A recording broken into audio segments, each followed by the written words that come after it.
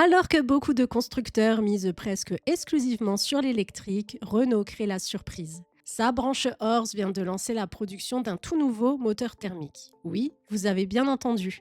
Un moteur thermique en 2025, à l'ère de la voiture électrique. Et ce n'est pas n'importe lequel. Un 3 cylindres 1.2 turbo compatible GPL. Une première mondiale avec injection directe. Aujourd'hui, on va décortiquer ce moteur, comprendre pourquoi il est unique et voir dans quel modèle Dacia et Renault il va arriver. Depuis quelques années, l'industrie automobile nous répète que l'avenir est l'électrique, mais la réalité est plus nuancée.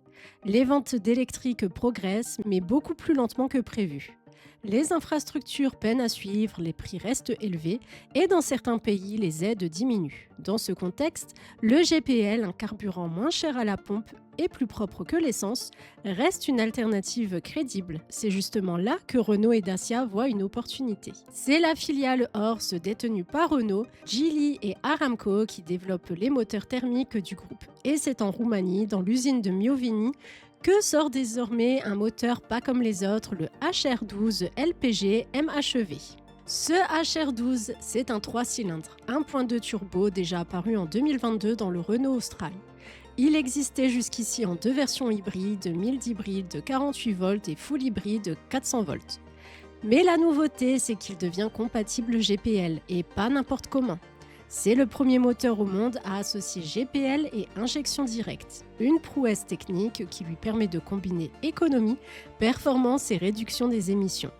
Par rapport au petit 1.0 Eco G100 qui équipe aujourd'hui les Sandero, Jogger, Duster ou même la Clio, ce nouveau moteur affiche 140 chevaux et profite de l'hybridation légère. Concrètement, plus de puissance, moins de consommation et moins d'émissions. En plus, il a été conçu pour répondre aux futures normes Euro 7. Alors, sur quelle voiture retrouvera-t-on ce moteur? Le premier modèle à en profiter est le tout nouveau Dacia Bigster.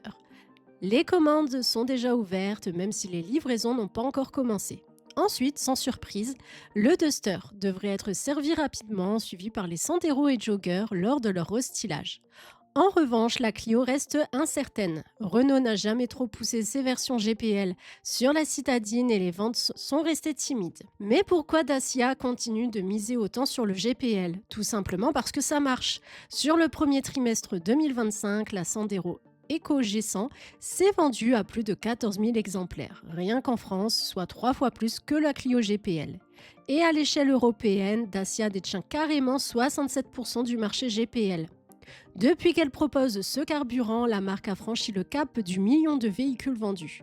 Avec ce nouveau moteur plus moderne et plus performant, elle pourrait consolider son statut de leader incontesté. Bien sûr, tout n'est pas rose. Plus de puissance et plus de technologie signifie aussi plus de complexité. Or, la version essence du 1.2 turbo a déjà connu quelques soucis de fiabilité par le passé. Reste donc à savoir si ce HR12 LPG MHEV saura tenir la distance. Et puis, il faudra surveiller les prix. Si Dacia veut séduire avec ce moteur, il faudra que le surcoût reste raisonnable. Renault et Dacia prennent donc un pari assez audacieux, lancer un moteur thermique en 2025, mais en version moderne, hybride et GPL, alors que beaucoup de constructeurs abandonnent ce type de motorisation. Dacia joue la carte de la rationalité, de l'économie et du pragmatisme, un choix qui pourrait bien payer, surtout face aux incertitudes de l'électrique. Et vous, qu'en pensez-vous? Ce nouveau moteur GPL peut-il encore séduire à l'ère de la voiture électrique? Dites-le moi en commentaire et abonnez-vous si vous aimez qu'on décrypte ensemble l'actualité automobile.